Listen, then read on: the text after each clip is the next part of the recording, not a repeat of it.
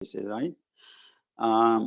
अच्छा, जो एग्जांपल्स हमने ली थी वो उससे शायद हमें लग ये रहा था कि हम कुछ इस किस्म की बातें कर रहे हैं, Rn से Rn की। याद है ना, ये दो बेसिस ली थी, एक का नाम था E, दूसरे का नाम क्या था B, जिसमें B1 और B2 थे, और जो R2 से एक वेक्टर उठाते थे, दोनों स्पेसेस यही करती थी, और R2 का ही एक वेक्टर असाइन कर देती थी, ठीक है ना। लेकिन ये जरूरी नहीं है कि दोनों Rn हो, मुख्तलिफ भी हो सकती है। मिसाल के तौर पर पहली स्पेस जो है वो Pn हो सकती है, और दूसरी स्पेस जो है वो Rn-1 हो सकती है। मतलब मुख्तलिफ किस्म के ऑप्शंस हो सकते हैं, ठीक है। तो हम देखते हैं अभी और क्या क्या होगा। तो हमने लास्ट टाइम ये तो पहला स्लाइड तो कर लिया था, ये वही जो मैं बता रहा था आपके पास। ये देखें, दो हैं यहाँ पे, एक बीटा भी है और एक क्या है, ई भी है। ई वही हमारा पुराना फ्रेंड। और फिर हमने कहा था कि इसके अंदर रहते हुए ये जो लेफ्ट पे है ये हमारा जो है वो स्टैंडर्ड बेसिस है, और जो राइट पे चल रहा है वो नई बेसिस है, ठीक है। और ये आपस में रिलेटेड हैं किससे? ये आपस में रिलेटेड हैं इस मैट्रिक्स से, ठीक है। तो इसको हम कहते हैं, क्या कहते हैं, change of coordinate from beta to standard. वो इसलिए कह रहे हैं हम कि अगर कोई एक वेक्टर है ना 6 5, तो इसके साथ 6 5 असल में तीन चीजों का नाम है। एक 6 5 विच इज ओरिजिनल वेक्टर, दूसरा है 6 5 E which is the same as 6 5, और तीसरा क्या है 6 5 बीटा, ठीक है। लेकिन 6 5 जो बीटा है वो ये वाला वेक्टर है। कौन सा वेक्टर है? 2 3। देखा था ना हमने कि हम 6 5 को एक्सप्रेस कर रहे थे इन टर्म्स ऑफ B1 B2, हमारे पास वेट्स क्या आए थे? 2 3 आए थे। अच्छा, और ये जो है ना, ये 3 1 और 0 1, ये इससे बना है, किससे बना है? बीटा, जो बीटा बेसिस है ना उनके वेक्टरों से बनी है ये मैट्रिक्स। तो जो इन वेक्टरों से बनेगी उसका नाम हम रखेंगे, ये रखेंगे, क्या रखेंगे जनाब? ये रहा पीबी। पीबी क्या होगी? एक मैट्रिक्स होगी जिसके वेक्टर्स क्या होंगे? वो जो बेसिस में। तो अगर ये वेक्टर और ये आपस में मल्टीप्लाई हो तो आपको पता है इसका वही मतलब है ना, वो ओरिजिनल वेक्टर जनरेट हो जाएगा विच इज 6 5। लेकिन यहाँ हुआ क्या है? यहाँ पे हुआ ये है कि if you know coordinate vector with beta, you can get A coordinate vector with E which is the original vector. इसीलिए इस पीबी को क्या कहा जाता है? Change of coordinates from beta to the standard. इसलिए कि ये बीटा था ना, ये इसको जब हमने मल्टीप्लाई किया मैट्रिक्स के साथ तो हमें क्या मिल गया? स्टैंडर्ड मिल गया। लेकिन अगर हम इसका इनवर्स इधर, इसको इधर ले जाएं तो इनवर्स हो जाएगा। अब ये उल्टा हो जाएगा। देखें, अब ये वाली चीज यानी ये चीज और ये चीज दोनों सेम है ना, ऊपर वाली और नीचे वाली सेम है। अब क्या हो रहा है? अब आपको अगर x दिया जाए, x का मतलब वही है ना स्टैंडर्ड के रेस्पेक्ट कोऑर्डिनेट्स, और अगर आप इससे मल्टीप्लाई करें इनवर्स मैट्रिक्स से तो आपके पास क्या मिल जाएगा? x beta. इसका मतलब है पी भी इनवर्स ये हो गया जो नीचे लिखा है, change of coordinate matrix from the standard basis to the basis beta.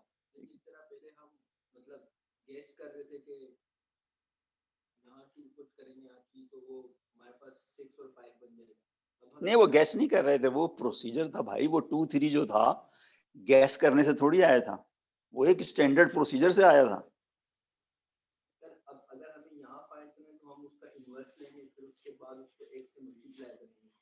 बिल्कुल सही कह रहे हैं, बिल्कुल सही कह रहे हैं। असल में आप गौर करें, जो हमने पहले काम किया था ना ये 2 3, वहां पर हमने एक सिस्टम सॉल्व किया था। क्या सॉल्व किया था? एक सिस्टम। तो आपको याद होगा कि सिस्टम सॉल्व करने के दो तरीके होते हैं। एक तो वो तरीका जो हमने क्या किया था, एलिमिनेशन, और एक दूसरा तरीका भी तो है इनवर्स से मालूम करना। ये वो वाली जगह आ गई ना, वही चीज दोबारा आ गई कि यहाँ पर जो है ना इस इक्वेशन में आप क्या कर रहे हैं? इनवर्स मैट्रिक्स के जरिए से मालूम कर रहे हैं, और पहले आपने क्या किया था? सिस्टम को सॉल्व करने से। लेकिन अगर आप कोफिशिएंट मैट्रिक्स देखें वो वही थी जिसका ये इनवर्स निकल रहा है, तो दोनों चीजें मिल भी गई है ना। ओके, अब चलते हैं जी, अब जरा नया काम करते हैं। ओके, अच्छा, नया काम नहीं है, वो वही चीज़ है जो पुरानी दोबारा बता रहा है ये, कि हमने ये वो जो B1 3 1 है 0 1 ये पुरानी बेसिस है। हमारा ज़रा x थोड़ा-सा डिफरेंट कर दिया है, पहले कुछ और था, ठीक है? x ज़रा डिफरेंट कर दिया। Find the change of coordinate matrix P beta from beta to 2। तो ये तो बहुत आसान होती है। यहाँ पे क्या लिखूँ? क्या लिखूँ? 3 3 1 0 1, ठीक है? ये तो आ गया, ठीक है बीटा। अब इसका इन्वर्स जो है वो बहुत आसान है, आप सब लोगों को पता है कि 2/2 का इन्वर्स निकालना आसान होता है। 1 और 3 की पोजीशन चेंज कर दें, 0 और 1 के साइन चेंज कर दें और बाद में डिटरमिनेंट से डिवाइड कर दें, विच इज 3। आ गया, ठीक है?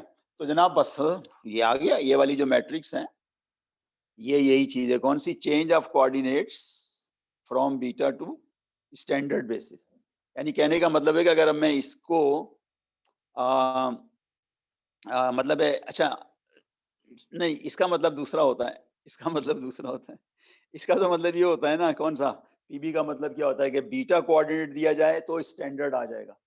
यहाँ पर क्या है, इसको अगर मैं स्टैंडर्ड से मल्टीप्लाई करूंगा तो मेरे बीटा कोऑर्डिनेट्स मिलेगा ना, तो ये तो स्टैंडर्ड है ना। जब हम ये लिखते हैं x इज इक्वल टू 6 8 और यहाँ पे कुछ नहीं लिखते, तो स्टैंडर्ड बेसिस होती है ना। तो इसका मतलब है इस इनवर्स के साथ ये जो है ना हमारे पास 6 8 मल्टीप्लाई करें तो हमारे पास क्या आना चाहिए? x बीटा आना चाहिए। इसने जवाब पहले लिख दिया, जवाब को वेरीफाई करा रहा है, ठीक है? बोलो, ये लिखा है ना, then use this to find x beta is equal to 6, ठीक है? आपने पी बी इनवर्स को x से मल्टीप्लाई किया, अब आप कर लीजिए मल्टीप्लाई, यहाँ 2 आ जाएगा और यहाँ से 6 आ जाएगा। सो डन हो गया। अब इसकी पिक्टोरियल रिप्रेजेंटेशन देख लेते हैं। अच्छा, अब जरा देखें, ये आया है, ये क्या लिखा हुआ है? अनफेमिलियर वेक्टर स्पेस है। देखें, फेमिलियरिटी और अनफेमिलियरिटी ये एक रिलेटिव टर्म्स है, राइट? जब तक आप किसी को नहीं देखते वो आपके साथ अनफेमिलियर होता है, जब आप देख लेते हैं वो फेमिलियर हो जाता है। तो अगर मैं P2 की बात करूं और M2/2 मैट्रिसेस की बात करूं तो एक जमाने में तो वो अनफेमिलियर थे ना, लेकिन अभी तो 2-4 लेक्चर से हमारे लिए फेमिलियर हो गए ना। तो यहाँ पर अनफेमिलियर का मतलब सिर्फ यही है कि वो वेक्टर स्पेसेस जो अदर देन Rn है। क्या है अदर देन Rn? उसका रिलेशन हम देखना चाह रहे हैं, किसके साथ देखना चाह रहे हैं?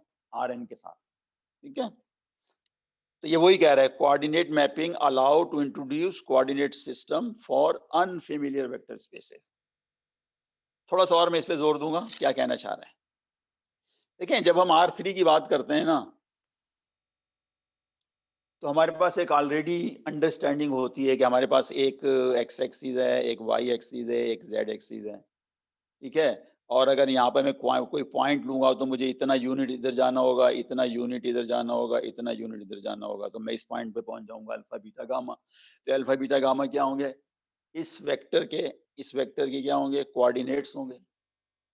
लेकिन अगर मैं इसकी बात करूं 1 + t स्क्वायर, अब ये तो कोई यूक्लिडियन स्पेस तो है नहीं, ये तो all polynomials of degree at most 2 है। मैं चाहता हूं कि इस स्पेस में भी मैं कोऑर्डिनेट इंट्रोड्यूस करूं। क्या करूं? कोऑर्डिनेट इंट्रोड्यूस करूं, लाइक दिस। वो पता कैसे करेंगे? वैसे करेंगे कि ये जो स्पेस है, सबसे पहले इसकी आप एक बेसिस ले लें, वही स्टैंडर्ड बेसिस ले लें। इसकी भी स्टैंडर्ड बेसिस है। क्या है इसकी स्टैंडर्ड बेसिस? P2 की। ये P2 है ना, P2 का मतलब याद है, भूल गए?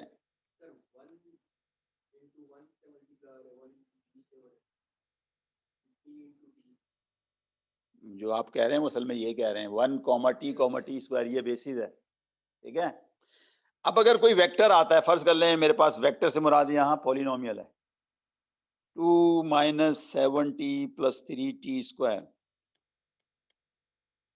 तो ये जो वेक्टर है ना 1 + t + t स्क्वायर, एक मिनट, अच्छा सॉरी, ये कहाँ लिखा है? ये लिखा है, ये नहीं, इसकी बात कर रहा हूँ। तो इस वेक्टर को हम कैसे लिख सकते हैं? हम इन terms of these basis 1t और t स्क्वायर कैसे लिखेंगे? इस 2 - 7t + t + 3t क्यूब को ये लिखोगे ना, 2 × 1 -7 टाइम्स t और +3 टाइम्स t स्क्वायर। आप कहेंगे सर ये तो वही ऊपर वाली चीज लिख रहे हैं। नहीं, ऊपर वाली चीज नहीं लिख रहे, थोड़ा डिफरेंस है। हम ये बताना चाह रहे हैं कि हमने ये इंट्रोड्यूस किया, कौन सा? 1t और t स्क्वायर। अब इसके कोफिशिएंट्स क्या हैं? 2 माइनस 7 3।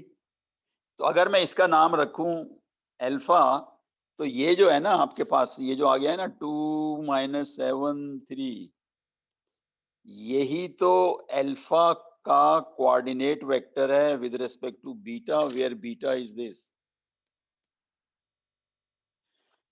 मतलब जरूरी नहीं है कि ये जो बेसिस चल रही थी ना ये Rn में चलें, ये बेसिस P2 में भी चल सकती है, लाइक 1t t स्क्वायर। अब इस बेसिस के रेस्पेक्ट वो वेक्टर जो 2 माइनस 17 है, इसका कोऑर्डिनेट वेक्टर क्या हो गया? 2 माइनस 7 3। अब इसका मतलब समझे, coordinate mapping allows us to introduce coordinate system for unfamiliar. यानी P2 में कहीं जिक्र ही नहीं था कोऑर्डिनेट क्या होते हैं, वहां तो सिर्फ चल रहा था वेरिएबल चल रहा था, कोफिशिएंट चल रहे थे। लेकिन आज की तारीख में हमने उस पॉलिनोमियल के साथ भी एक लगा दिया। क्या लगा दिया? 2 माइनस 7 3। तो ये क्या हो गया? कोऑर्डिनेट वेक्टर अटैच हो गया ना। किसके साथ अटैच हो गया? उसके साथ जो कि पॉलिनोमियल था, राइट? ठीक है। अब जरा एक और आगे लेकर चलते हैं एक स्टेप। इसका मतलब है हर पॉलिनोमियल के साथ एक कोऑर्डिनेट वेक्टर लग जाएगा ना, 2 माइनस 7 3, जो किसका पार्ट होगा? Rn का। लेकिन ये जो कोऑर्डिनेट वेक्टर है ये हमेशा स्टैंडर्ड बेसिस के रेस्पेक्ट होगा। कौन सा? 1t और t स्क्वायर। अच्छा, लेकिन ये जो है 2 माइनस 7 3, इनकी एक अपनी भी तो कहानी है। यहाँ पर तो हम इसको एज ए मतलब एज ए टूल ले रहे हैं कि साहब ये जो है वो इस पॉलिनोमियल का कोऑर्डिनेट वेक्टर है, मगर इसकी एक अपनी पर्सनैलिटी भी तो है यार। ये पुराने जमाने से हमें पता है ये क्या है, R3 का एक मेंबर है। इसका मतलब ये हुआ कि आप P2 के मेंबरों को आप R3 के मेंबरों से मैच कर रहे हैं, मैप कर रहे हैं। क्या कर रहे हैं? मैच कर लो, मैप कर लो, एसोसिएशन पैदा कर लो, ठीक है। इसका मतलब ये हुआ कि इस तरफ अगर मैं एक पॉलिनोमियल पकड़ूं, उस तरफ मुझे एक क्या मिल जाएगा? कोऑर्डिनेट वेक्टर मिल जाएगा। अगर मैं वहां से कोऑर्डिनेट वेक्टर लेता हूं तो इस तरफ मुझे क्या मिल जाएगा? एक पॉलिनोमियल मिल जाएगा। तो इसी को तो मैथमेटिशियन कहते हैं isomorphism.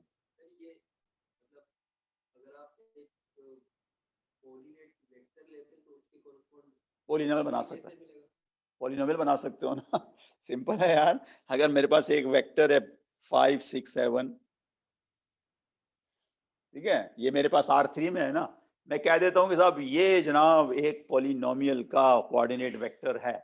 What is the polynomial? तो बताओ। याद रखें, अगर कोऑर्डिनेट वेक्टर्स दिया जाए ना आपको और बेसिस दी जाए, तो आप उस कोऑर्डिनेट वेक्टर, उस बेसिस की मदद से फुल वेक्टर जनरेट कर सकते हैं। तो आपसे मैंने क्या कहा है कि this is a coordinate vectors of a polynomial, और पॉलिनोमियल की बेसिस क्या है? 1t और t स्क्वायर। तो पॉलिनोमियल क्या हो जाएगा? 5 plus 6t plus 7t square. खत्म होगी बात। मतलब आप दोनों तरफ जा सकते हो ना। यही तो इस पिक्चर में बताया गया है। ये देखें, ये पिक्चर में बताया गया, और एग्जाम्पल भी तकरीबन उससे मिलती जुलती है जो मैंने अभी थोड़ी देर पहले ली थी।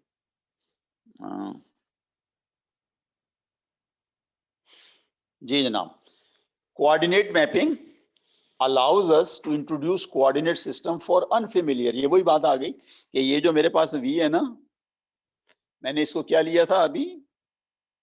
P2 लिया था ना। इस टाइम P2 का मतलब वही polynomials of degree at most 2। तो यहाँ पर मैंने एक x पकड़ा था।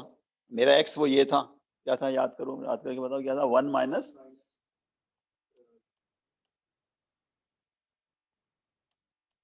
ये था ना मेरा, ये था ना मेरा x। चलो कुछ भी फर्क, यही ले लो, उससे कोई फर्क नहीं पड़ता। तो अब हमने क्या किया था? हमने एक बेसिस रखी थी बैकग्राउंड में 1t और t स्क्वायर, ये P2 की, ठीक है। तो इसके रेस्पेक्ट हम यहाँ पहुंच गए थे। तो ये x बीटा क्या हो गया था? 1 माइनस 7 एंड 3। अब उसी को ये फर्दर आगे लेके चल रहा है। मैं तो बात कर रहा था ना 1 माइनस 7 t3, ये जनरल बात कर रहा है कि हमारे पास एक सब स्पेस है, स्टैंडर्ड बेसिस है P2 की, वो ये है 1t t स्क्वायर। ये तो वही है जो मैंने भी कहा है। अब ये वो बात बता रहा है कि जो पॉलिनोमियल्स है ना P2 में, वो बिहेव करते हैं वेक्टर इन R3, और वो मसला वही है कि ए बी एक plus B T plus C T square, ये बराबर किसके हो जाएगा? A times P1 plus B times P2 plus P times T cube. इसका मतलब है इसका कोऑर्डिनेट वेक्टर ये हो गया। तो हम क्या कहेंगे, vector space R3 is isomorphic to E2। Isomorphic का मतलब यही होता है कि apparently two structure looking different, उनके नाम डिफरेंट हैं, उनके ऑपरेशन भी स्लाइटली डिफरेंट होंगे, लेकिन inherently they are same. Same का मतलब क्या है, मैं अभी आगे बताता हूं आपको। तीन मतलब है सेम के। हाँ, तीन मतलब है। मतलब ये है कि एक तो ये कि यहां पर हम पॉलिनोमियल्स कह रहे हैं, उसी से मिलती जुलती नंबरों से मिलाकर जो राइट साइड पे हम कह रहे हैं वो वेक्टर कह रहे हैं, है वही की चीज। आप कह लो यार दिल खुश करने के लिए 1 minus 7t plus 3t square is a polynomial. और अगर आप चाहें तो आप ये भी कह सकते हो कि इसका कोऑर्डिनेट वेक्टर 1 माइनस 7 3 है। बात एक ही है, ठीक है। फिर आप क्या कर सकते हो, वो मैं अगली आपको स्लाइड्स में बताता हूँ क्या कर सकते हैं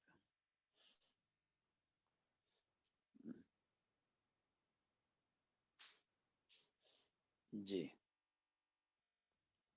अगली स्लाइड में देखें हमने क्या बड़ा इंटरेस्टिंग काम किया। आप मीनिंग समझ रहे हैं, किसकी मीनिंग समझ रहे हैं, आइसोमॉर्फिज्म की। तो मीनिंग ये होती है कि एक कलेक्शन है यहाँ पर R3 और एक कलेक्शन है P2। तो अगर आपको R3 में कोई वेक्टर पता है ABC, तो आपको P2 में एक पॉलिनोमियल्स पता है। और अगर आपको पॉलिनोमियल्स पता है तो आपके पास R3 में वेक्टर आ जाएगा।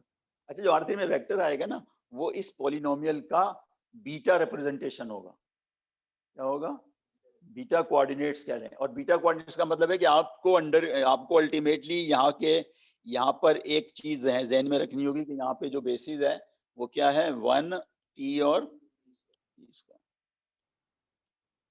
ये इसमें लिखा नहीं है, लेकिन सारी चीजें तो नहीं लिखी जा सकती ना छोटे से बॉक्स में। तो बैकग्राउंड में ये चल रहा है कि 1t और t स्क्वायर क्या है, इसकी बेसिस है, राइट। उसके हिसाब से ये काम हो रहा है। अब मिसाल के तौर पर आपने जनाब अली एक वेक्टर पकड़ा यहां से, इसका पॉलिनोमियल ये होगा ना,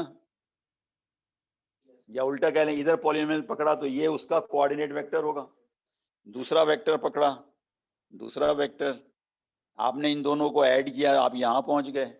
आपने इन दोनों को ऐड किया, आप यहां पहुंच गए। लेकिन अगर गौर से देखें, जो चीज ओरिजिनल वेक्टर पे वैलिड थी ना कि ये उसका कोऑर्डिनेट है, वो इस पे भी वैलिड है। ये जो लिखा हुआ है 152, ये बेसिकली इस सम का कोऑर्डिनेट वेक्टर है। इसका मतलब ये हुआ कि आइसोमॉर्फिक का मतलब वही हुआ कि यहाँ पर जो एक एडिशन कर रहे हैं ना आप वेक्टर्स पे, करस्पॉन्डिंगली एक सेम एडिशन होगा पॉलिनोमियल्स पे। और अगर फर्ज कर लें आप यहाँ पर इसको 4 से मल्टीप्लाई कर रहे हैं, ये वही चीज होगी जो आप इस वेक्टर को 4 से मल्टीप्लाई करेंगे, यहाँ मौजूद होगी। तो ये क्या हो गया, दोनों स्पेसेस में क्या है, प्लस का कंसेप्ट मौजूद है, दोनों स्पेसेस में स्केलर मल्टीप्लिकेशन का कंसेप्ट मौजूद है, दोनों के मेंबर्स मौजूद हैं, और आपस में वो क्या है, रिलेटेड है। मैथमेटिशियन ये कहते हैं यार अगर आपने वेक्टर स्पेस पढ़ ली है ना बड़ी अच्छी तरह से, पॉलिनोमियल्स को पढ़ने की जरूरत नहीं है। जब भी आपको कोई काम करना हो ना पॉलिनोमियल्स में, आप हमेशा वहां पहुंच जाए, कहाँ पहुंच जाए, R2 में। आपको अगर यहाँ 10 वेक्टर जमा करने हैं ना, प्लस वेक्टर सम्राट यहाँ पर क्या है, पॉलिनोमियल्स, तो आप इनके कोऑर्डिनेट वेक्टर्स को जाके सम कर लेना, ठीक है। अच्छा, अब ये जो चीज है ना, बजाहिर तो ये लग रहा है कि इसमें कोई खास बेनिफिट नहीं मिल रहा, लेकिन आगे जाके बेनिफिट मिलेगा। देखिए अब बेनिफिट क्या है, बेनिफिट ये है, आपके पास सबसे बड़ा बेनिफिट जो होता है ना आर एन में, वो ये होता है कि आर एन में आपको चीजें को समझने में आसानी होती है, इसलिए कि it is very close to our heart from the day one. आपने मैट्रिक में भी पढ़ लिया था क्या, एक पॉइंट है उसके कोऑर्डिनेट्स 1,3 है, ठीक है। आई डोंट नो, हो सकता है पाकिस्तान बड़ा एडवांस हो गया, 8वीं जमात में तो नहीं पढ़ा रहे आजकल, मैट्रिक से पढ़ा रहे हैं ना। तो ये very close to your heart है क्या, आर एन। ऑपरेशन में भी आपको आसानी होती है, ठीक है। अच्छा, यहाँ तक तो खैर आप कहेंगे सर ठीक है, मैं तो अब इसमें भी कंफर्टेबल हूँ, किसमें, वेक्टर स्पेसेस में, पॉलिनोमियल्स में। लेकिन एक और बात मुझे बताएं, आप आर एन में अगर आप बात करते हो ना कि मेरे पास 4 वेक्टर्स हैं, आपसे कोई पूछेगा ये डिपेंडेंट है या इंडिपेंडेंट है, तो आप क्या करते हो, सबसे पहले तो यही देखते हो ना कि यार कोई एक दूसरे का मल्टीपल तो नहीं है, कोई एक दूसरे का लीनियर कॉम्बिनेशन तो नहीं है। अच्छा, अगर ये भी ना समझ में आए तो फिर आपके पास एक स्टैंडर्ड प्रोसीजर है, क्या चारों वेक्टर्स की एक मैट्रिक्स बनाओ, रो ऑपरेशन को, और एंड में पता चल जाएगी कहानी। मगर ऐसी कोई कहानी जो है ना आपको P2 में नजर नहीं आती या P3 में नजर नहीं आती कि अगर आपको 4-5 वेक्टर दिए जाएं और आप चेक कर सकेंगे ये डिपेंडेंट है या इंडिपेंडेंट है। उसके लिए ये कंसेप्ट बहुत पावरफुल है। कौन सा वाला? कि जो भी आपके पास वेक्टर स्पेस है ना अदर देन Rn, आप उसको मैप करके ले जाएं Rn में by the help of standard basis. Rn में अगर वो वेक्टर्स डिपेंडेंट होंगे तो ओरिजिनल में भी डिपेंडेंट होंगे। ये ब्यूटी है। अगर Rn में वो इंडिपेंडेंट होंगे, Rn में कौन इंडिपेंडेंट? Coordinate vectors. तो ओरिजिनल वेक्टर्स जो कि पॉलिनोमियल्स हैं वो भी क्या होंगे? इंडिपेंडेंट। यही चीज इन 3 लाइनों में लिखी गई है। Assume beta is a basis for a vector space V। ठीक है, इसको छोड़ दें, एक्सरसाइज को, हमें सिर्फ रिजल्ट यूज करना है। A set U1, U2, UP in V is linearly independent if and only if उनकी जो कोऑर्डिनेट वेक्टर्स है ना U1 beta, U2 beta, UP beta is linearly independent. तो अगर इधर इंडिपेंडेंट है तो उधर भी होंगे, अगर इधर डिपेंडेंट है तो उधर भी होंगे, और इधर काम करना आसान है। इधर से मुराद क्या है? Rn में काम करना आसान है। अब इसी स्पिरिट को लेकर हम इस एग्जाम्पल को करते हैं ना।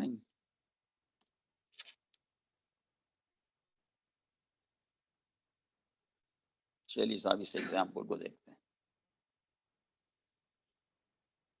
ठीक है ना।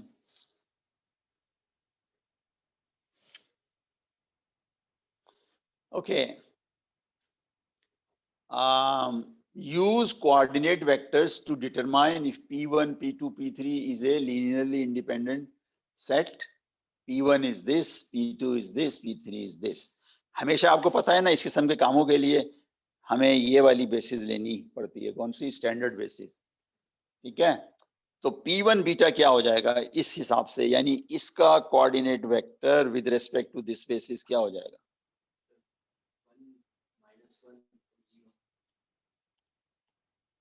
दूसरे का क्या हो जाएगा?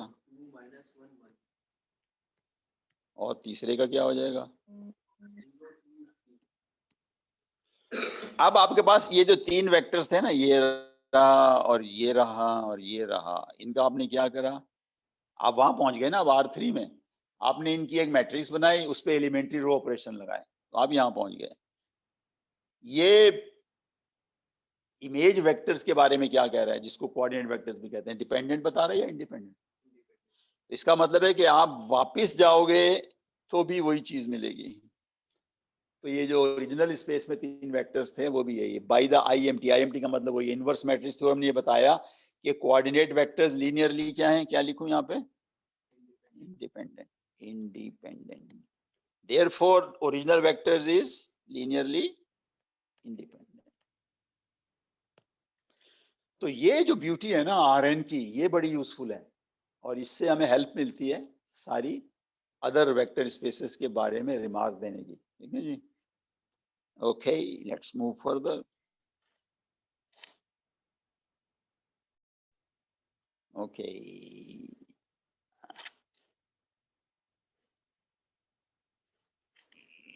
नंबर 5 है।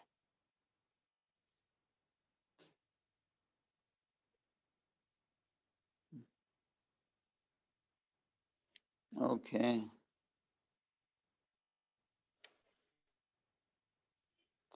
यहाँ पर एक नई चीज आपको एड्रेस की जा रही है। Coordinate vectors also allows us. अच्छा, ये 2 लाइनें जो है ना, एक लाइन ये मैं बाद में पढ़ूंगा, पहले इधर आते हैं कंसेप्ट। आपके पास एक आपने सेट लिया है बीटा, अभी सिर्फ इसको सेट कहें, कुछ और ना कहें, इसलिए कि वो बीटा से आपके जहन में फौरन आता है कि ये बेसिस है। लेकिन ये बेसिस हो भी सकती है और नहीं भी हो सकती, डिपेंड करता है कि ये किस पेरेंट को एड्रेस कर रही है। यहीं पे आप बता दें कि ये बीटा है, इसमें अगर 2 वेक्टर्स हैं, हर एक में 3 कोऑर्डिनेट्स हैं, तो ये R3 को तो बेसिस नहीं कर सकती ना। क्यों नहीं कर सकती R3 का बेसिस? इसलिए कि R3 में तो कम से कम आपको कितने वेक्टर्स चाहिए? 3 वेक्टर्स चाहिए ना। लेकिन शायद ये किसी और की बेसिस हो, तो बेसिस ये है कि ये जो दो वेक्टर्स हैं ना b1 b2, पहले इनको देख लें, ये एक दूसरे से इंडिपेंडेंट है या नहीं, है ना, लीनियरली इंडिपेंडेंट है ना, 3 3 1 0 1 3 दोनों एक दूसरे के मल्टीपल नहीं। इसका मतलब है कि ये सेट है तो इंडिपेंडेंट, मगर ये R3 की बेसिस नहीं है, लेकिन ये इसकी बेसिस जरूर है, इसकी बेसिस जरूर है। ये B1 है और ये वाला क्या है भाई हमारा B2 है, ठीक है। और इस पे बेसिस पता कौन सी है, वो ये वाली है, ये रही H, span of B1 and B2, ठीक है जी, ये जो मैंने यहाँ पे लिखा था ना, ये वाला। अब ये तो बाय डेफिनेशन है ना यार, इसलिए कि H को हमने जनरेट ही किया है। कैसे जनरेट किया H को? All possible linear combination of B1 and B2, ऐसे ही जनरेट किया है ना। तो जो जनरेशन है, अगर वो इंडिपेंडेंट भी हो तो वो बेसिस भी बन जाती है। तो ये बीटा जो है ना, ये R3 की बेसिस नहीं है, लेकिन ये H की बेसिस है। ओके, क्या करना है भाई? अब करना ये है कि आपने एक X उठाया, ये वाला X, ये X यहां भी हो सकता है और ये X यहां भी हो सकता है, ठीक है। इसलिए कि X तो आपने उठा लिया ना, 9 13 15, इसके कितने कंपोनेंट्स है? 3 है ना। ये H में भी हो सकता है, H के बाहर भी हो सकता है, लेकिन इसने जो लिखा है एग्जाम्पल, वो क्या लिखा हुआ है कि find X beta if X is equal to 9 13 15। इसका मतलब है कि इसने पहले से कुछ कैलकुलेशन कर ली है और इसको पता है कि ये कहां पर मौजूद है, H में। अब ये सिर्फ क्या मालूम करना चाह रहा है कि अगर ये H में मौजूद है तो what are the weights in terms of B1 and B। मेरा ख्याल सवाल ऐसे नहीं करना चाहिए, सवाल इसको ऐसे लिखना चाहिए था, find X beta when X is 9 13 15, और ब्रैकेट में लिखना चाहिए था इफ पॉसिबल। इसलिए कि मैंने पहली वर्ष कर लिया ना कि अगर आपने H को बताया है ना, दो वेक्टरों से जनरेट हो रही है और आपने उठा लिया एक वेक्टर 3 एलिमेंट्स का, तो H में हो भी सकता है, वो नहीं भी हो सकता, ठीक है। पता कब चलेगा? जब आप वेट मालूम करने की कोशिश करेंगे। ये देखें, अब ये वही काम कर रहा है, यानी इसने असल में पता क्या काम किया, इसने वहां से काम शुरू किया, इसने सपोज कर लिया है कि ये वेक्टर है, यानी इसने एग्जिस्टेंस को सपोज कर लिया है। अब C1 C2 निकाल रहा है। हम कह रहे हैं कि नहीं, हम ये भी नहीं, हम पहले एग्जिस्टेंस भी देखेंगे और वो पता चल जाएगी। देखें, जब आप किसी सिस्टम को सॉल्व करते हैं ना, तो एग्जिस्टेंस का और सॉल्व का 90% प्रोसीजर सेम होता है। आप मुझे बताएं 90 क्यों कहा है, 100 क्यों नहीं कहा? नहीं, एक तो होता है ना सोल्यूशन, एक होता है एग्जिस्टेंस, कि सोल्यूशन है भी नहीं, लेकिन इन दोनों के लिए 90% वर्क कॉमन होता है। तो वो कौन सा वर्क है भाई? बिल्कुल सही कहा। देखिए, जब हम यहाँ लिख रहे हैं ना, हमें नहीं पता कि C1 C2 एग्जिस्ट करेंगे नहीं, लेकिन जब हम इसकी ये फॉर्म बनाएंगे, जिसको हम क्या कहते हैं, ऑगमेंटेड मैट्रिक्स, और इसके अंदर right column will not be A pivot column, तो साबित हो जाएगा कि इस सिस्टम का सोल्यूशन है। ये कोलोन फॉर्म में भी हो सकती है, लेकिन जब आपने सोल्यूशन निकालना है तो उसको क्या ले जाएंगे आप? रेड्यूस में ले जाएंगे।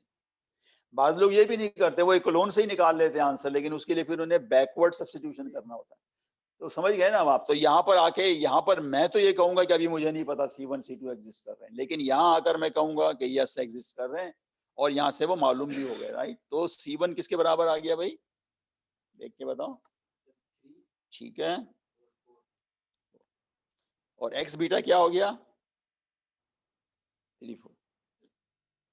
इसका मतलब वो हो गया कि ये जो X यहाँ था ना, ये बेसिकली 3 टाइम्स A, और 3 टाइम्स A कह रहा हूँ, 3 times B1 plus 4 times B2 हो गया।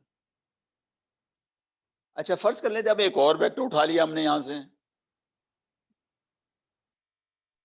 ये भी इसके लीनियर कॉम्बिनेशन के तौर पे लिखा जाएगा, जो H में था।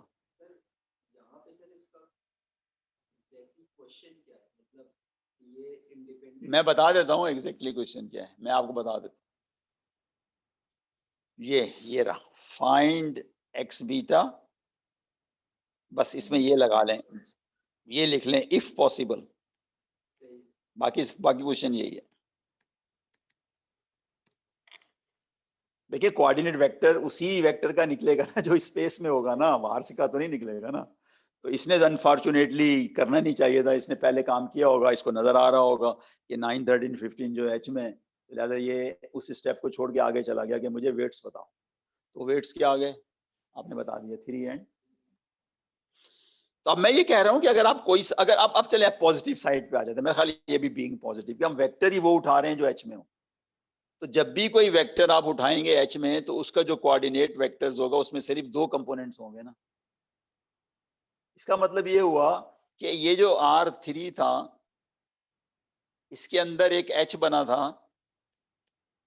इसके कोऑर्डिनेट वेक्टर्स हमेशा R2 में जा रहे हैं। अब इसका मतलब समझ गए? Coordinate vectors also allows to associate vector spaces with subspaces other vector spaces. तो ये जो आखिरी वाला जुमला है ना, ये असल में H के लिए है, और ये जो R2 है वो पहले के लिए, ठीक है ना। उल्टा, ये उल्टा लिख दिया, मतलब ये भी सही है, असल में लिखना इसको ये चाहिए था कि from subspaces to other vector spaces, इसलिए कि यहाँ पर हम H से कहाँ जा रहे हैं, R2 में जा रहे हैं, लेकिन ये भी सही है। तो यहाँ पर क्या मतलब है कि आपने क्या काम दिखाया है कि ये जो R2 था ना, इसकी मैपिंग किसके साथ कर दी थी, R3 की एक सब स्पेस जिसका नाम क्या है, H है। देखें, अगर आप R3 में हैं और आप एक प्लेन के अंदर ही घूम रहे हैं, ठीक है, और से वर्ड सुनिएगा, R3 में प्लेन में घूम रहे हैं, तो आप अपने आप को बेवकूफ बना रहे हैं कि मैं R3 में हूं। नहीं, R3 का तो आपने सिर्फ नाम यूज किया है, मूवमेंट तो आपकी R2 वाली, लिहाजा वो यहाँ पे साबित हो गया कि सारे कोऑर्डिनेट वेक्टर्स कहाँ जा रहे हैं, R2 में जा रहे हैं। तो यहाँ पे आपने H को आइसोमॉर्फिक कर दिया R2 के, ठीक है, और उल्टा भी कह सकते हैं हम, R2 is isomorphic to H, उल्टा भी चलेगा, लेकिन ज्यादा समझ में सही कहां से आ रहा है, H is isomorphic to R2, ठीक है। अच्छा, अब यही जो मैंने यहाँ बनाया है ना, ये अगले स्लाइड पे इसने जरा सही तरह करके बनाया है, और उसमें आपको ये नजर भी आएगा, ये 3, 4 भी नजर आएंगे नंबर, बताता हूँ कैसे नजर आएंगे।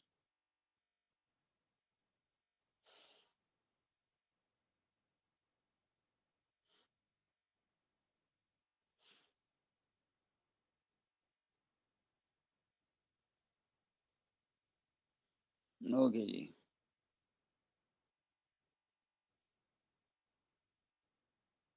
चलें, ये असल में H है जिसका हम थोड़ी देर पहले जिक्र कर रहे हैं। ये किन 2 वेक्टरों से मिलकर बनी है, आपको याद है? पहला वेक्टर क्या था, B1 B2 था, लेकिन वो B1 था क्या, नहीं याद है? मेरा ख्याल है मैं अपने नोट्स देख के बताता हूँ, पीछे भी जा सकते हैं।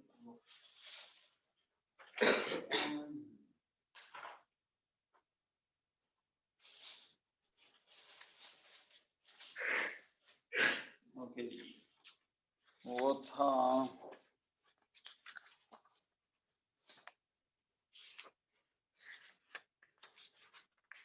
कहाँ चला गया जान,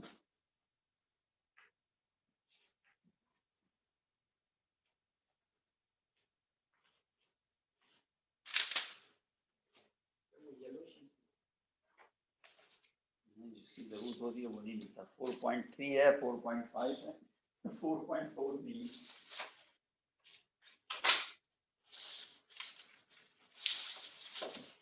अच्छा, मिल गया 4.4, मैं ख्याल 4.4 की आखिरी स्लाइड है। यस जी, ये था, इसमें जो एक वेक्टर था वो था 331 और दूसरा था 013। क्या था 331,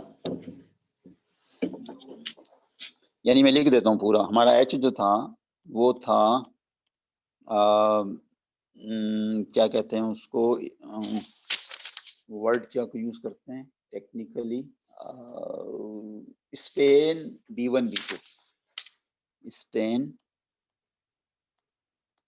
B1 B2, और जो मेरा B1 था जिसके लिए मैंने इतनी मेहनत की है 331 था,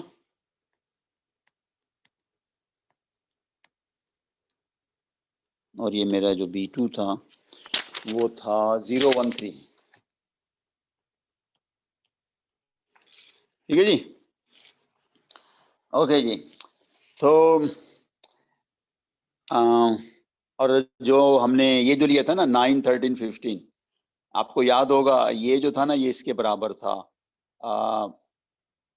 3 टाइम्स β1 प्लस 4 टाइम्स β2, इधर ना कंफर्म भी करके देख लें। पहले वेक्टर को अगर मैं 3 से मल्टीप्लाई करूं और दूसरे को मैं 4 से करूं तो मुझे 9, 13, 15 मिल जाएगा। ठीक है, 3 और 3, 4। एक मिनट, ये तो पता नहीं क्या है। आप ये बताएं आपके पास पुराने क्या चीजें मौजूद हैं आपके पास?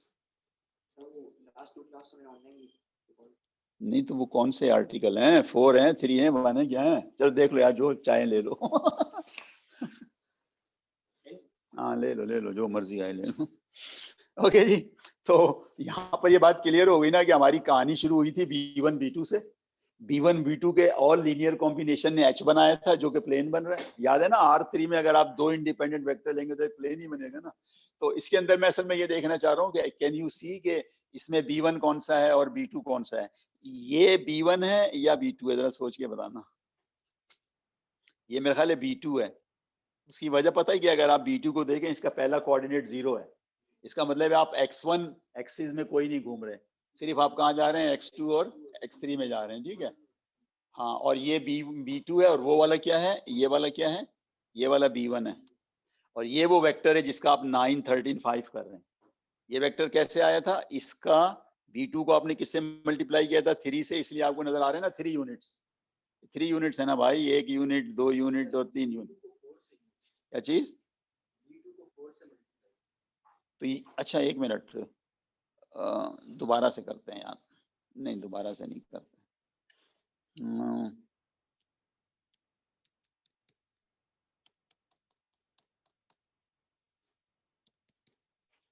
ओके, हम जरा दोबारा इसको केयरफुली देखना है ताकि कंसेप्ट क्लियर हो जाए।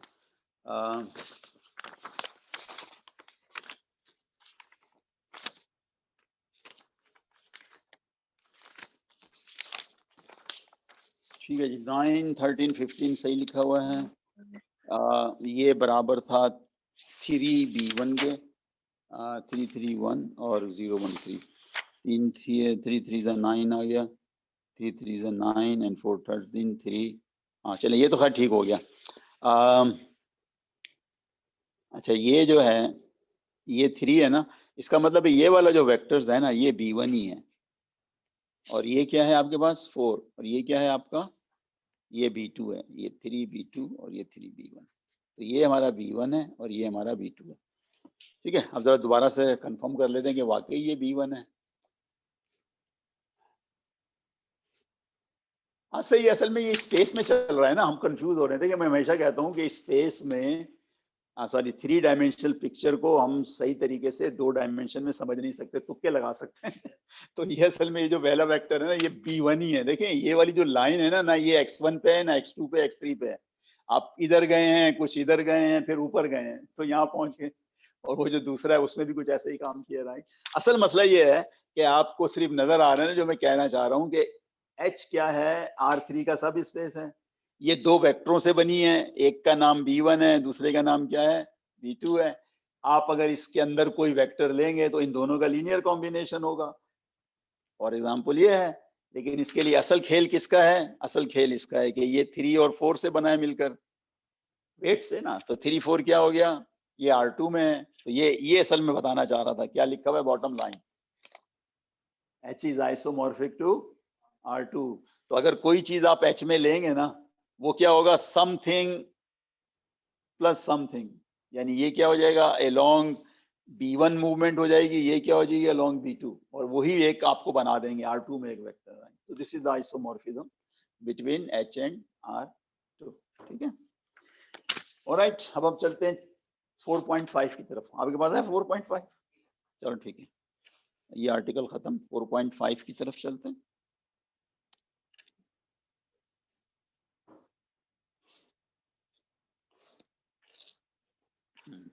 क्या हो गया,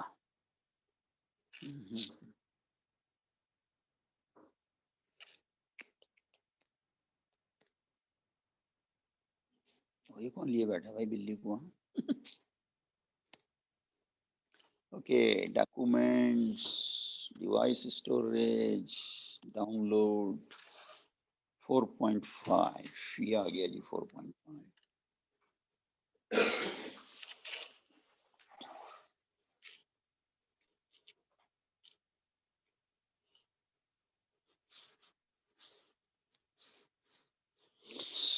ओके,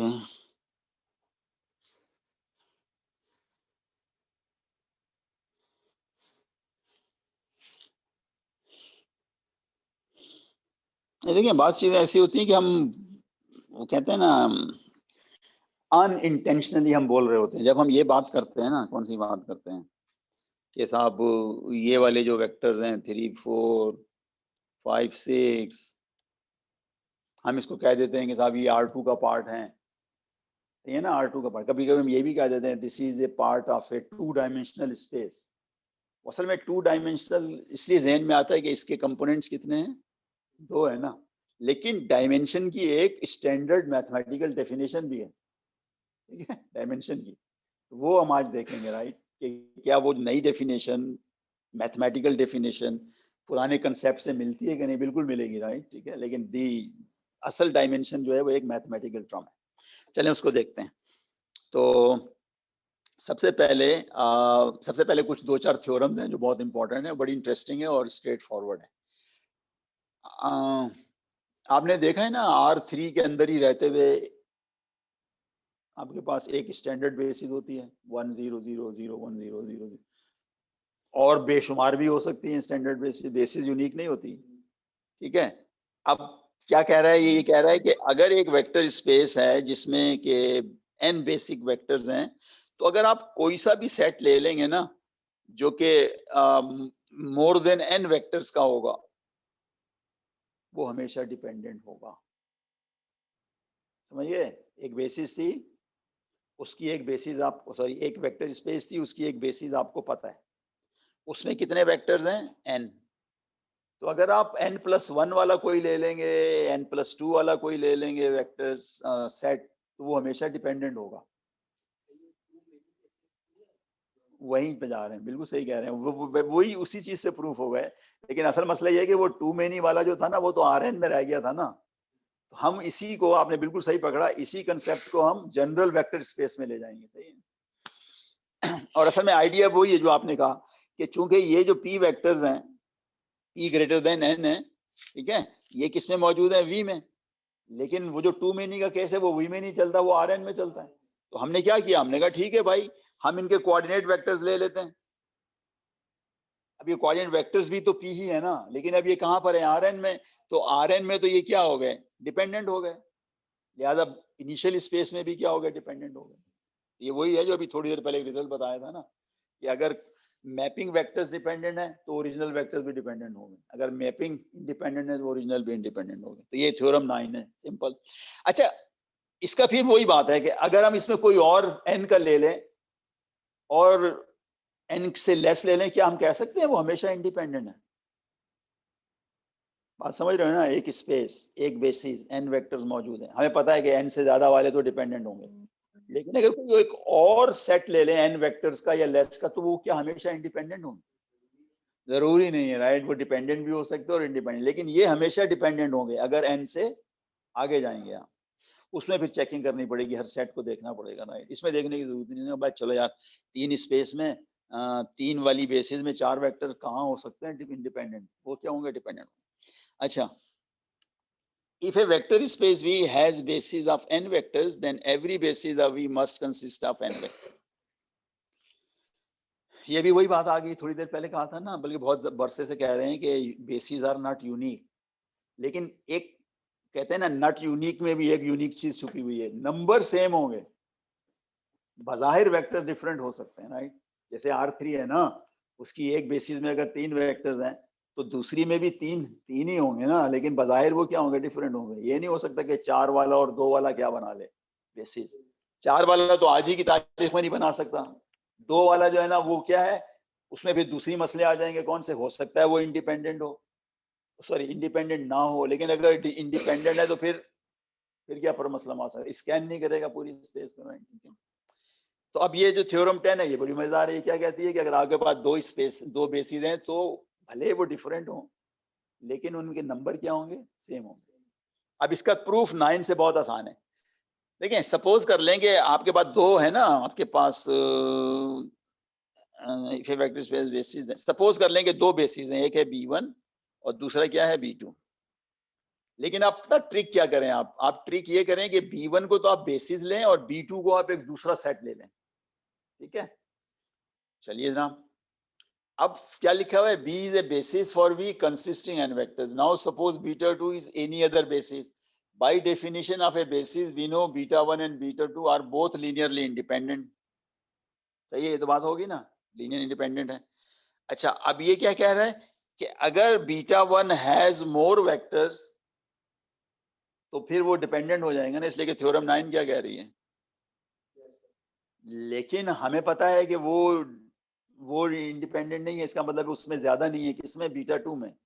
यही हाल यहां से करें, देन बीटा 1 इज, क्या लिखूं यहाँ पे, then beta 2 is a linearly dependent. लिहाजा ये पॉसिबल नहीं है। ये कंट्राडिक्शन कहां से आई, यहां से आई कि अगर हम ये अज्यूम कर लें कि बीटा 1 में बीटा 2 से ज्यादा वेक्टर्स हैं तो हमारे पास कंट्राडिक्शन आ जाती है। कंट्राडिक्शन क्या आ जाती है, थ्योरम 9 ये कह रही है कि फिर बीटा 2 जो है उसमें क्या होने, वो अगर हमने अज्यूम कर लिया कि beta 1 has more vectors than beta 2, then beta 2 लिखेंगे या बीटा 1 लिखेंगे, मेरा ख्याल है बीटा 1 लिखेंगे।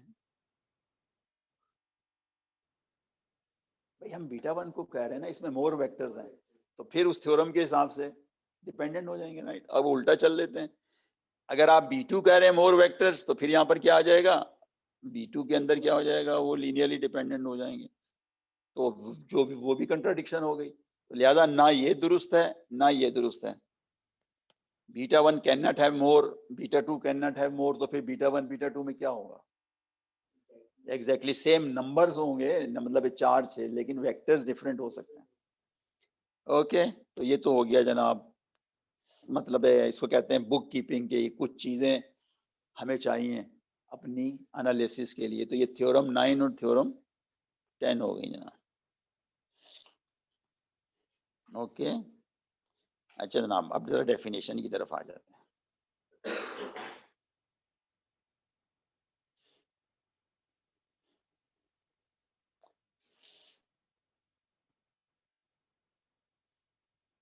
ऑलराइट,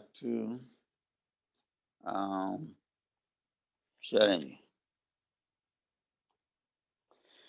देखिए अब वो एम्बिग्यूटी तो खत्म हो गई ना। कौन सी एम्बिग्यूटी की, यार एक बेसिस है एक दूसरी है, पता नहीं उसमें कितने हैं उसमें कितने हैं, ये तो खत्म हो गई ना।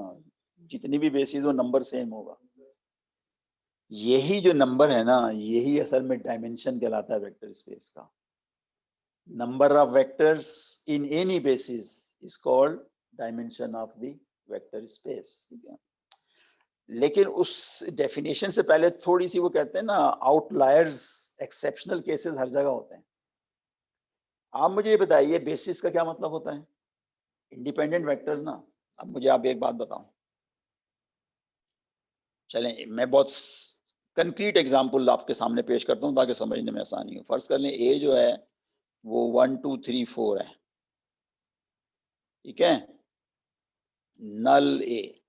आपको याद है ना, नल ए जो है वो सब स्पेस होती है ना। कैसे निकलेगी यहाँ पे नल ए इस ए के लिए, क्या चीज सॉल्व करोगे,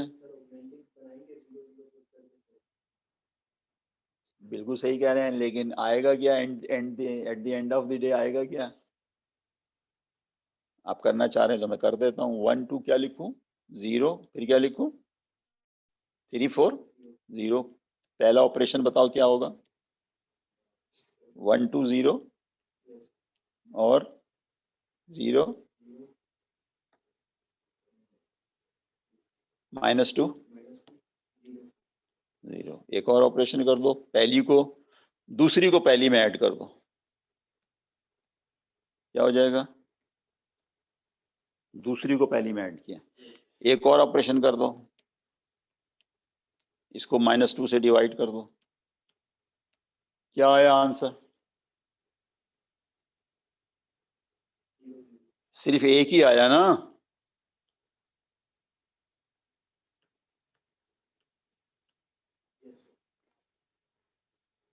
अच्छा, अभी हम बातें कर रहे हैं बड़ी ऊंची हाई क्लास के साथ, एक वेक्टर स्पेस है, एक उसकी बेसिस है। तो इस वेक्टर स्पेस में तो वेक्टर ही एक है, 0 0। तो इसकी बेसिस तो बन ही नहीं सकती, इसलिए कि बेसिस के लिए पहली शर्त क्या है? इंडिपेंडेंट होना। और दूसरी शर्त ये है, बल्कि दूसरी शर्त इंडिपेंडेंट होना है, पहली शर्त ये है कि जो बेसिस के वेक्टर्स हैं वो स्पेस के अंदर ही होंगे, बाहर से नहीं आएगा कोई। तो यहाँ पे स्पेस में क्या है? सिर्फ 0 0। इसका मतलब इसकी बेसिस तो हो ही नहीं सकती। तो ये जो भी ये डिस्कस कर रहे हैं, ये किस लिए है? बताता हूं किस लिए। अब एक और दूसरी तरफ जाते हैं। आपने कहा R2 2 कंपोनेंट वाले वेक्टर्स, आपने कहा R3 3 कंपोनेंट वाले, आपने Rn कहा, आपने R बिलियन कह दिया, R ट्रिलियन कह दिया, ठीक है। लेकिन अगर Rn इज वेरी लार्ज तो ये एक कलेक्शन बनेगा। इस कलेक्शन के मेंबर्स क्या कहलाएंगे, जरा सोच के बताइएगा। मैंने क्या कहा है? Rn n is very very large, ये भी तो एक कलेक्शन है ना। इसके वेक्टर्स किस किस्म के होंगे? इस किस्म के होंगे भाईजान। आप इस तरह से लिखोगे, एक वेक्टर लिखोगे, यहाँ पे लिखते चले जाओगे 1 3 5, खत्म ही नहीं होगी कहानी। दूसरा वेक्टर लिखोगे 0 1 5, कहानी खत्म ही नहीं होगी, कहानी खत्म ही नहीं होगी। तो भाई ये सारी सीक्वेंसेस हैं, क्या हैं? सीक्वेंसेस हैं। सीक्वेंस वही तो होता है, it is a function from positive integer to real number. तो ये क्या है? ये 1 की इमेज है 1, 2 की इमेज क्या है 3, 3 की इमेज क्या है 5। तो ये जो सीक्वेंसेस है ना भाई, ये भी वेक्टर स्पेस फॉर्म कर रही हैं। क्या कंडीशन है वेक्टर स्पेस के लिए? वही 10 कंडीशन है कि इसमें 0 वेक्टर होना चाहिए, तो सारे कंपोनेंट 0 ले लें, 2 उठा लें, ऐड कर लें, वो भी एक सीक्वेंस बनेगी, मल्टीपल कर लें, वो भी सीक्वेंस बनेगी। मतलब ये सारी प्रॉपर्टीज है, तो ये भी तो एक सीक्वेंस है। मगर इसमें क्या है basis? What will be the basis है? बेसिस ये होगी भाईजान, 1 लिखो, बाकी सब क्या कर दो 0। दूसरे क्या होगा इस बेसिस का वेक्टर? 0, फिर क्या लिखूं 1, बाकी सब क्या कर दूं 0। फिर अगला। अब इस केस में कितनी है बेसिस? बेसिस बन गई, लेकिन कितने वेक्टर्स हैं? इन्फिनिट वेक्टर्स हैं बेसिस में। तो ये हो गई इन्फिनिट डायमेंशनल वेक्टर स्पेस। नहीं, नॉन स्टैंडर्ड भी करेंगे, लेकिन सारों में इन्फिनिट मेंबर्स होंगे। तो असल में मैं जो बात कर रहा हूं ना, कि ये जो भी हम पिछले पेज पे वो जो सुहाने ख्वाब दिखा रहे थे ना, वो दरमियान की बातें थी। एक बिल्कुल लेफ्ट पर है जिसको क्या कहेंगे आप? 0 सब स्पेस। और एक बिल्कुल राइट पर है जिसको आप क्या कहेंगे? Infinite dimensional space. तो अगर आप इन्फिनिट और 0 से हटकर हैं तो ये पिछली थ्योरम क्या होगी? वैलिड होगी। वैलिड से मतलब क्या है? Concept of dimension related to basis. देखिए, डायमेंशन का कंसेप्ट उधर भी है और इधर भी है। मजे की बात है कि वो बेसिस से ड्राइव नहीं होगा, इसलिए नॉर्मली हम डायमेंशन क्या कहेंगे? डेफिनेशन शायद अभी बताई नहीं है, लेकिन बता देता हूँ। नॉर्मली डायमेंशन क्या होती है? Number of vectors in A basis. लेकिन अगर किसी की बेसिस ही ना हो, या आप सारे वेक्टर ही ना देख सकें, तो वो फिर ये 2 स्पेशल केस होते हैं। वो वाली कहलाती है वेक्टर स्पेस ऑफ डायमेंशन 0, और ये कहलाती है vector space of infinite dimension. हम बात किसकी कर रहे हैं? दरमियान की, राइट? ठीक है। और उन दरमियान वाली चीजों को ये कहते हैं फाइनाइट डायमेंशनल वेक्टर स्पेस से। लेकिन इसमें ये भी शामिल है, ये 0 वाली भी इसी में शामिल है, इसलिए कि इसमें वो भी तो फाइनाइट है ना। ठीक है। सो डेफिनेशन आ गई। If V is spanned by a finite set, then V is said to be finite dimensional, and the dimension of V, written dim V, is the number of vectors in a basis for V. ठीक है। The dimension of the 0 vector, देखिए इसको अलग से mention करना इसलिए जरूरी है कि जो ओरिजिनल डेफिनेशन है उसमें बात आ रही थी बेसिस की, लेकिन 0 डायमेंशन में तो बेसिस हो ही नहीं सकती, इसलिए इसमें तो वेक्टर ही एक है 0। और 0 बाय डेफिनेशन क्या होता है? डिपेंडेंट। याद है 0 वेक्टर क्या होता है बाय डेफिनेशन? क्या हो गया यार, एक सिंगल वेक्टर अगर उसकी सारी एंट्रीज जीरो हो वो डिपेंडेंट होता है, और अगर एक भी एंट्रीज अदर देन जीरो हो तो वो इंडिपेंडेंट होता है। ठीक है, यही तो खराबी है यार ऑनलाइन में, कोई क्विज नहीं है, कोई मिड टर्म नहीं है। सिर्फ क्या है, असाइनमेंट है। और मैं ये नहीं पूछूंगा कि आप लोग कैसे असाइनमेंट करते हो, कीप सीक्रेट है। ओके जी, क्लियर होगी ना बात कि ये चीज लिखना जरूरी है अलग से, किसके लिए, डायमेंशन जीरो के लिए, कि इसकी डायमेंशन वहां से नहीं आएगी कि number of vectors in basis, इसकी कहां से आएगी, बाय डिफॉल्ट, बाय ऑर्डर, कि जो जीरो वेक्टर वाली सब स्पेस है उसकी डायमेंशन क्या होगी, हमेशा जीरो होगी। लेकिन ये पार्ट इसी का होगा, किसका, फाइनाइट डायमेंशन का। अगर तो जीरो है तो उसका डायमेंशन जीरो है, नो बेसिस। लेकिन अगर जीरो के अलावा है और फाइनाइट वेक्टर्स हैं तो वो उसकी डायमेंशन हो जाएगी। और अगर ये इस किस्म की कहानी आ रही है वाली ऑल सीक्वेंसेस का सेट, तो ये क्या कहलाएगी, इन्फिनिट डायमेंशन।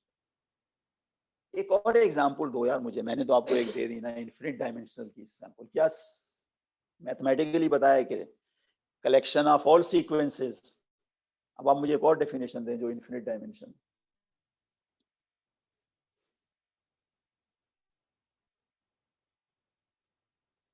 मैंने ये कैसे पकड़ा था, इस तरह सोचा करो, मैंने इसको कैसे पकड़ा था, मैंने कहा R2 देखो, फिर मैंने क्या कहा R3 देखो, फिर मैंने कहा बढ़ाते चले जाओ। तो इसी तरीके से एक और भी स्पेस है। हाँ आप सही पकड़ा ना, P2 देखो, एटमोस्ट एन में, तो अगर आप तो फिर यही आ जाएगा उसकी तो। अच्छा चलिए ये भी बता दें, अगर मैं ये आपने जो कहा है ना Pn is a polynomial of degree at most n, तो इसकी डायमेंशन बताओ क्या होगी।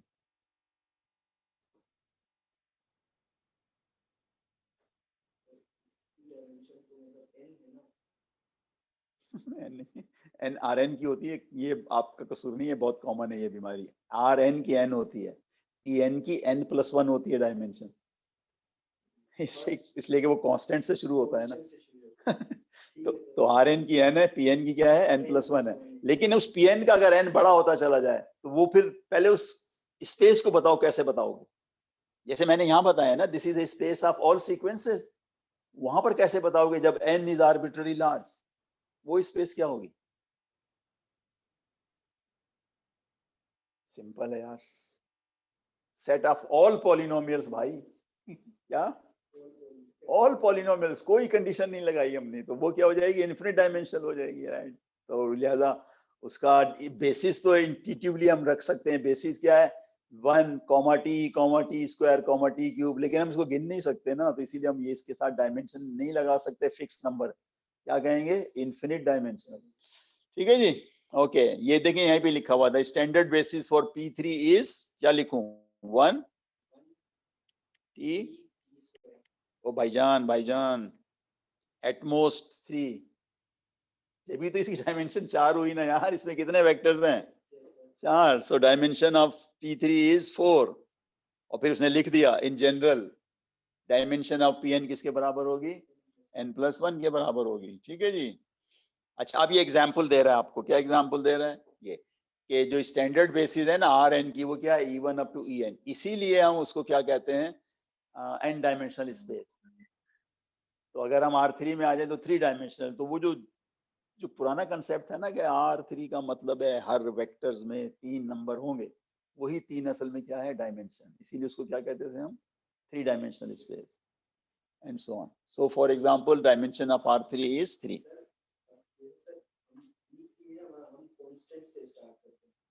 हमने आइसोमॉर्फिक का पढ़ा था, तो जो P2 होगा वो हमेशा आइसोमॉर्फिक होगा R3 के। जी एग्जैक्टली बिल्कुल सही फरमाया आपने। बल्कि जनरली ये होगा कि Pn जो होगा ना वो आइसोमॉर्फिक होगा, मैं खाली दोबारा लिखता हूँ, दोनों तरफ से लेते हैं ना, पहले यहाँ लिख देते हैं Pn, फिर यहाँ लिख देते हैं Rn। तो इस तरफ अगर मैं लगाऊंगा R तो क्या चलेगा, n+1, n-1 चलेगा, उल्टा।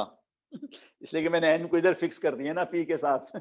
लेकिन अगर मैं उल्टा शुरू करूं, उल्टे से मुराद ये है कि मैं इसको जरा पहले इसको जरा सही करके लिखता हूँ, चल भाईजान। अच्छा ये यहाँ से होगा, ये मैं यहाँ पे लिख देता हूँ, मैं Rn लिख देता हूँ, हाँ Rn लिखता हूँ, तो ये Pn+1 होगा। दोनों जरूरी है ना लिखना, आमतौर पे ये ज्यादा लिखा जाता है कि Rn और Pn+1 are isomorphic to each other, लेकिन ये भी है Pn और Rn-1 भी क्या है, आइसोमॉर्फिक। इसको दिया उल्टा। अच्छा हाँ यार, ये सही कह रहे हैं यार। Very good. ये असल में ये यहाँ पे सॉरी, ये Pn+1 होगा। एक मिनट, हाँ वही मैं कह रहा हूँ, ये सही कहना। ओ भाई क्या है, फिर क्या लिखूंगा यहाँ पे, आन प्लस लिखूंगा ना फिर यहाँ पे। हाँ यहाँ पे हटाना नहीं है, माइनस को प्लस करना है भाई। ये अब सही हो गया। नहीं नहीं, बस जो लिखा है इसको करेक्शन कर लें। Pn is isomorphic to Rn+1 because Rn+1 की डायमेंशन n+1 है और P1 की डायमेंशन भी क्या है, n+1 है। अगर आप यहां से शुरू करते हैं Rn से, तो अब मेरा ख्याल है अब क्या होगा, अब यहाँ माइनस लगेगा, अब यहाँ पे माइनस लगेगा।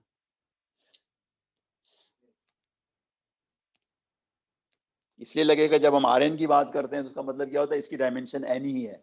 जब हम Pn-1 की बात करेंगे तो एक और ऐड करना पड़ेगा। तो अब ये सही हो गए दोनों, हाँ ये और ये। ओके जी, कौन सी स्लाइड चल रही थी, नंबर 1। चलें जी, एक स्लाइड और कर लेते हैं। नंबर 1 भाईजान, नंबर 2 की तरफ जाना है।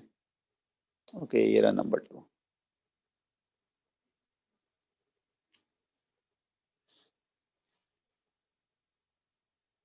चलिए हम क्या कर रहे हैं यहाँ पे, मैं ये देखना चाह रहा हूँ कि इसकी आखिरी स्टेटमेंट जो है 3 है। ओके देखिए, जब भी हम बातें करते हैं ना किसकी, बेसिस की, डायमेंशन की, तो हम हमेशा स्टार्ट करते हैं एक कलेक्शन से। किससे स्टार्ट करते हैं, कलेक्शन ऑफ वेक्टर्स। तो यहाँ पे जरा गौर से देखो, ये जो W है ये एक कलेक्शन ऑफ वेक्टर्स है ना। लेकिन इस कलेक्शन को आप, चलें ज्यादा बेहतर ये होता है कि मैं आप लोगों से पूछ लूं, दो यहाँ पे चूंकि 2 स्टूडेंट बैठे हुए हैं मेरे पास, आप दोनों जो है ना मुझे एक वेक्टर आप बताइए इस कलेक्शन में और एक आप बताइए, और स्ट्रेटेजी बताएं कि कैसे इस कलेक्शन का एक वेक्टर आप चूज कर रहे हैं। हाँ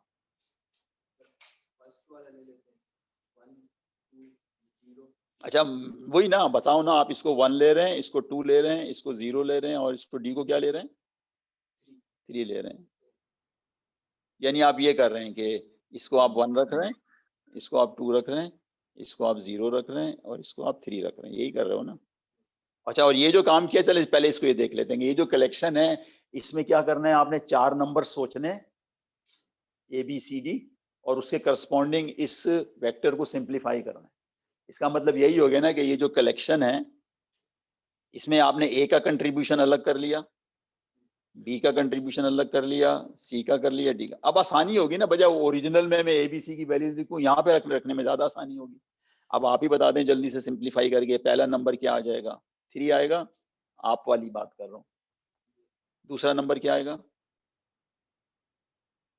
2 यहाँ से आ जाएंगे ना, 4 यहाँ से आ जाएंगे, 6 हो जाएंगे, यहाँ तो खत्म हो गया, 9 आ जाएगा ना।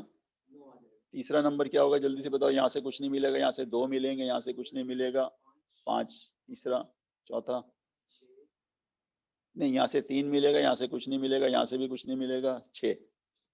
बिल्कुल सही है, ठीक है, ये आपकी चॉइस थी। आपकी चॉइस क्या है भाई, आपकी चॉइस आसान कर देते हैं, सब 0 कर देते हैं, ठीक है, तो ये 0 आ जाएगा, ठीक है ना? तो 0 0 0 तो होना ही चाहिए ना, इसलिए कि अगर 0 0 नहीं होगा तो ये कलेक्शन बस कलेक्शन ही रहेगा, वेक्टर स्पेस नहीं बन सकता, ठीक है। अच्छा जी, अब हमने पता क्या करना है, हमें पता है कि ये कलेक्शन है। अब हमने आज की तारीख में पता क्या करना है, और हमें ये भी पता चल गया कि इस कलेक्शन का स्पैनिंग सेट भी पता चल गया, ये रहा V1 V2 V3 V4। जैसे आप A का कंट्रीब्यूशन B का C का D का निकालते हैं ना, तो ये वेक्टर्स क्या बन जाते हैं, ये स्पैनिंग सेट बन जाते हैं। तो ये वाला वेक्टर्स क्या है भाई, V1, ये वाला क्या है भाई V2, ये वाला क्या है V3, ये वाला क्या है V4। अच्छा, अब एक और बात बता दें, हमने पता चल गया कि ये क्या है।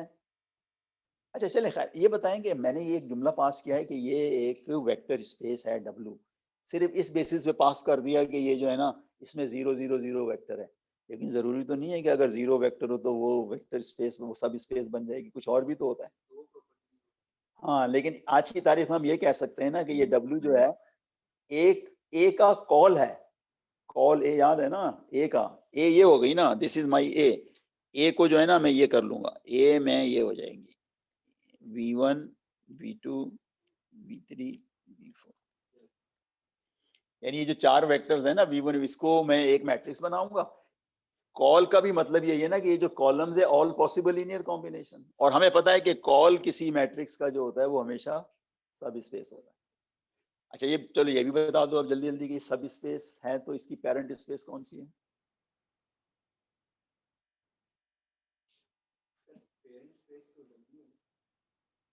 खुद ही अपना अब्बा बन गया मैं डब्लू की पेरेंट स्पेस पूछ रहा हूँ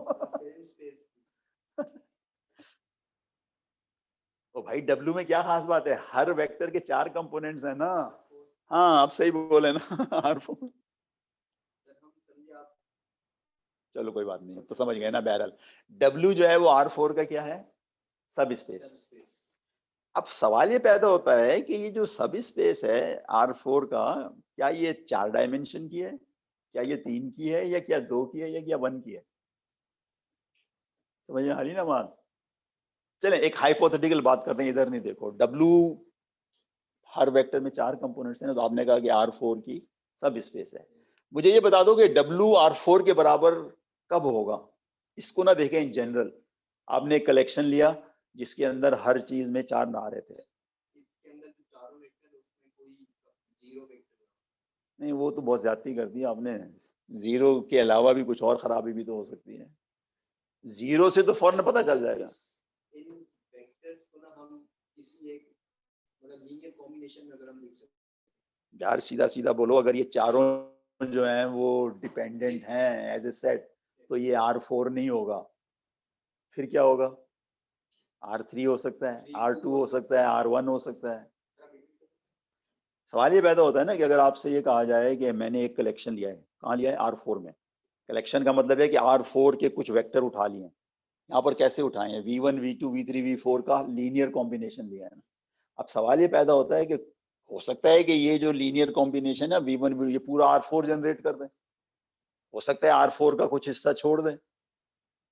तो अब ये देखना है ना कि ये कब R4 होगा, कब R4 का एक सबसेट होगा, तो वो असल में डायमेंशन से पता चलेगा। तो मेरा पहला क्वेश्चन यही था कि अंडर व्हाट कंडीशन ये H जो है ना R4 के बराबर होगा। ये जब होगा जब ये चारों वेक्टर्स इंडिपेंडेंट होंगे। क्या होंगे? इंडिपेंडेंट होंगे। और इस केस में तो चेक करना आसान है ना, ये इंडिपेंडेंट है इसलिए कि गिवन है। और चेकिंग के लिए असल में ये जो तरीका है ना ये भी सही है जो इसने ये लिखा है। क्या लिखा हुआ है पहले बुलेट में? V3 is a linear combination of V1 and V2। कैसे पता चला जरा बताओ? V3 is a linear combination of V1 and V2। यार ऐड कर लो,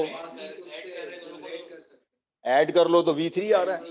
इसका मतलब है V3 को आप खिड़की से उठा के बाहर फेंक दें, फिर भी जनरेट हो जाएगी। ये ना वही स्पेस जो 4 कर रहे थे, बाकी बचे 3।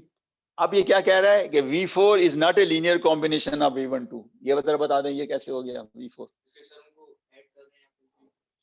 नहीं आप इसको इस तरह से देखें कि ऊपर लिखा हुआ है 0, नहीं बल्कि ऊपर का ना देखें, आप देखें थर्ड एंड फोर्थ कंपोनेंट को। यहाँ का V4 का थर्ड कंपोनेंट 3 है ना, इसका मतलब है कि हमें ये V2 को 1 से मल्टीप्लाई करना ही करना है, सिर्फ 1 से।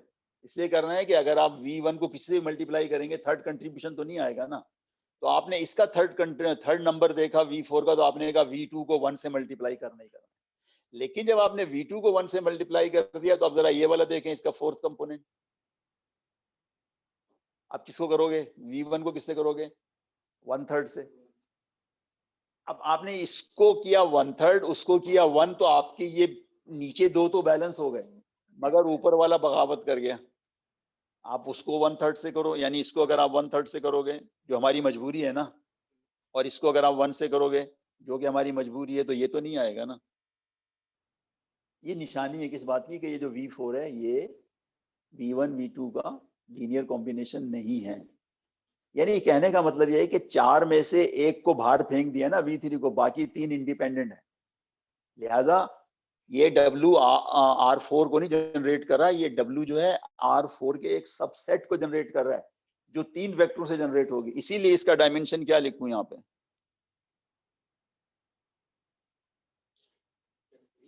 यस,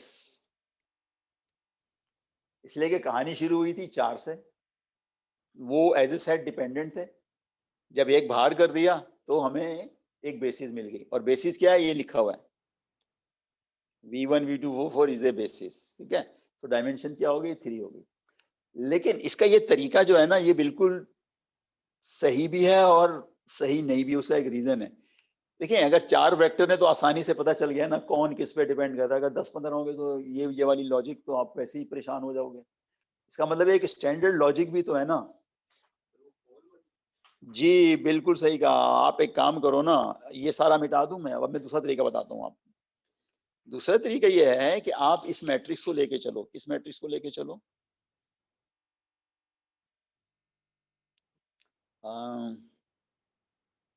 क्या लिखूं जल्दी से बताओ? 1 2 0 3।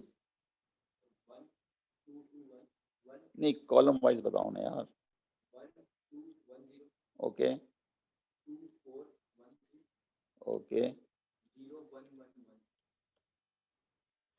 ओके जी। अब आप ऐसा करें कि मैं यहाँ पे 2 स्टेप कर देता हूँ, बाकी आप 2 खुद जाके कीजिएगा। राइट, 2 स्टेप करता हूँ मैं। वो 2 स्टेप आप समझ गए होंगे। 1 1 2 0 को मैंने ऐसे ही रखा, इसका -2 दूसरे में से कर दिया। क्या हो जाएगा ये? 0 0 0 1। ठीक है, और इसको मैंने ऐसे ही रखा। एक मिनट, ये V1 क्या था? 1 11 20 था, 22 41। ठीक है, तीसरे को ऐसे ही रखा। चौथा क्या हो जाएगा भाई? -3 -3 1। एम आई राइट? कुछ गड़बड़ तो नहीं कर? हाँ, मैं यही तो पूछ रहा हूँ, गड़बड़ तो नहीं कर दी मैंने? देखें, इसका मैं -3 कर रहा हूँ ना। ओके, अब एक काम और कर लेते हैं। मैं ऐसा करता हूँ कि यहीं पे कर लेता हूँ, आप घर में जाके फेयर कर लीजिएगा। इसका 3 टाइम्स ऐड कर देता हूँ। थर्ड का फोर्थ में तो क्या बन जाएगा? ये वाली चीज क्या बन जाएगी? 0 0 0 एंड 4। 3 टाइम्स ऐड किया है ना, तो ऑलरेडी एक 1 मौजूद था ना, ये 4 हो गया। अच्छा, अब एक काम करते हैं, उसके अगले स्टेप में मैं इसको किससे डिवाइड कर दूंगा? 4 से। तो ये चीज किस में रिड्यूस हो जाएगी? 0 0 1। अब इसकी मदद से मैं ऊपर वाले 2 0 कर दूंगा। कर दूं? आप घर जाके इसको आराम से कीजिएगा। ये 2 0 हो गए। ठीक है, अब क्या बचा? अब मुझे जरा इसकी सिंप्लीफाइड फॉर्म बता दें। सिंप्लीफाइड से मतलब है 0 वाले सब नीचे ले। अच्छा, एक और काम भी तो करो ना। नहीं, और काम नहीं करना, बस काफी काम हो गया। 1 1 2 0 पहला लिख दिया, दूसरा कौन सा लिखूं? दूसरा वेक्टर कौन सा लिखूं? ये नहीं नहीं नहीं नहीं नहीं नहीं, ये लिखेंगे। वो तो बिल्कुल नीचे जाते हैं ना, 0 वेक्टर्स तो नीचे जाते हैं ना। अच्छा, उसके बाद क्या लिखूं? 0 1 1 0।